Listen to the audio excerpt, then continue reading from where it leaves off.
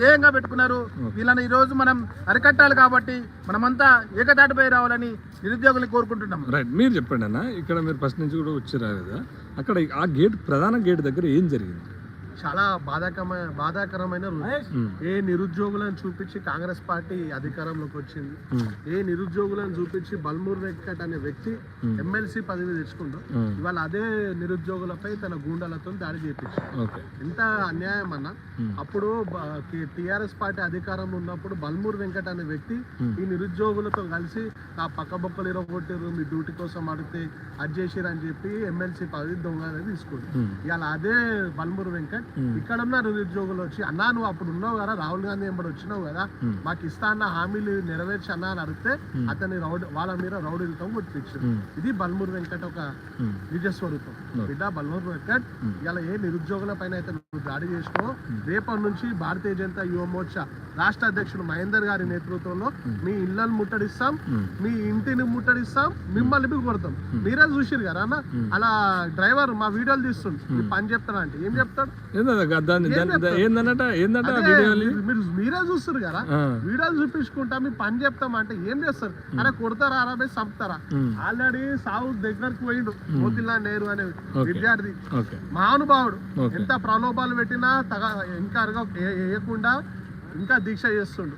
ఆయన స్ఫూర్తిగా తీసుకొని మేము అందరం కొట్లాడతాం రా బల్మూర్ వెంకట్, నువ్వు ఎంత గుండాలు తీసుకొచ్చినా ఏం చేసినా మేము బి హైదరాబాద్ లో పుట్టి పెరిగినాం, మళ్ళీ మా రౌడీజం బి మీరు బి చూస్తారు. నిరుద్యోగుల పక్షాన నిలబడ్డ రౌడీజం ఏందో మీరు చూస్తే ఇంట్లోకి ఎవరు రారు బిడ్డ. ఖబర్దార్ బల్మూర్ వెంకట్. మీరు ఎక్కడి నుంచి వచ్చారు, అసలు ఏంది ఇక్కడ పరిస్థితి? నేను పక్కనే ముషిరాబాద్ లో ఉంటాను.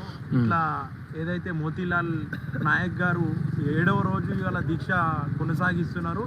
ఆయన న్యాయంగా మాకు ఉద్యోగాలు కావాలనేసి దీక్షని ఆయన ఎవరైతే ఎమ్మెల్సీ బల్మూర్ వెంకట్ రాత్రి ఈ అద్దమ్మ రాత్రి వచ్చి ఆయనని దీక్షని విరమించాలా లేకపోతే మంచిగా ఉండదనేసి బెదిరించడం కరెక్ట్ పద్ధతి కాదు. ఏదైనా ఉంటే పొద్దున రావాలా, వచ్చి ఏం చేపిస్తారో ఆయనకు హామీ ఇస్తే ఆయన మంచిగా అనుకుంటే మంచి, చెడు అనుకుంటే ఆయనకు నచ్చలేదు కాబట్టి ఆయన సస్యమీరా అనేసి 7 రోజుల మట్టుకు పచ్చి మంచినీళ్ళు కూడా తాగకుండా ఉంటుండ్రు. ఆయన ఎంబడి మేమందరము భారతీయ జనతా యువ మోర్చా మొత్తం ఉంటామని ఈ సందర్భంగా తెలియజేస్తున్నాం. ఇంకా మీరు ఎక్కడ ఇది ఇక్కడ ఉన్న పరిస్థితి, వాళ్ళ పోలీసులేమో వాళ్ళ కాపలు ఉన్నారు, ఇక్కడ నిరుద్యోగులేమో మోతిలాల్ గారి కాపల. సో ఒక 200 మంది కూడా లేకపోవచ్చు ఇక్కడ ఉన్నటువంటి నిరుద్యోగులు, వాళ్ళు ఒక 400-500 మంది విచ్చేసినప్పటికీ కూడా ఇక్కడ వీళ్ళ మీద దాడి చేసే ప్రయత్నం, ఇక్కడ మేము కూడా ఉన్నాం, ఇక్కడ దాడి చేసే ప్రయత్నం అయితే జరిగింది. సో ఇక్కడ ఇప్పుడు మనం చూడొచ్చు, పోలీస్ ఆఫీసర్లు కూడా ఒక్కొక్కరుగా వెళ్ళిపోతున్నారు. అక్కడ బల్మూర్ వెంకట్ కోసం వచ్చినటువంటి ఆఫీసర్లు, నిన్న రక్షణగా వచ్చినటువంటి ఆఫీసర్స్. సో ఇక్కడ ఉన్నటువంటి సిచ్యువేషన్ మొత్తానికి పోలీసు వాళ్ళు బల్మూర్ వెంకట్ నుంచి వేరే రూట్ నుంచి తీసుకుపోవడం జరిగింది. పెద్ద పెద్ద పోలీస్ ఆఫీసర్లు కూడా వచ్చారు బల్మూర్ వెంకట్కి రక్షణగా.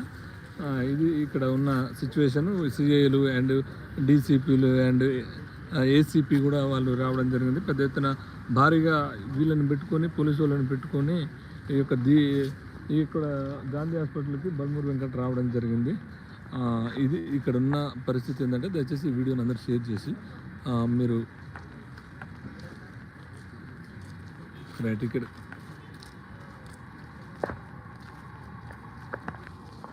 రైట్ ఇది ఇక్కడ ఏంటంటే గాంధీ హాస్పిటల్లో పరిస్థితి చాలా దారుణమైనటువంటి పరిస్థితి. మేము దగ్గర నుండి చూస్తాం.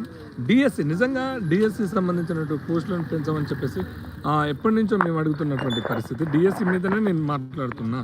గ్రూప్ 1 గ్రూప్ 2 గురించి కూడా గ్రూప్ 2 గ్రూప్ 3 గురించి మాట్లాడినా కానీ ముఖ్యంగా నేను డిఎస్సి గురించి కూడా మాట్లాడడం జరిగింది.